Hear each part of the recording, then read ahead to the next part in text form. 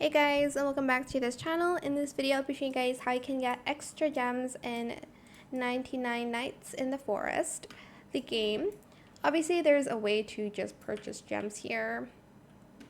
Giant stack of diamonds, good stack of diamonds, old stack of diamonds, small pile of diamonds. But there's a new code which will give you 15 gems. The code is after party. I already submitted it, so it won't show up. See, code already redeemed. But it's basically the new code for gems in 99 Nights in the Forest. Say that 3 times. It's very hard to say. 99 Nights in the Forest, 99 Nights in the Forest, 99 Nights in the Forest. Okay, maybe not that hard. I don't know why you know what? It's fine. So again, the code is after party.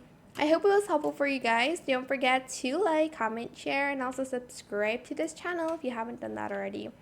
If you have any more questions about this video, just leave it in the comment section down below. I'll try my best to answer them all for you guys. And if you found this video helpful, please click the thanks button as well.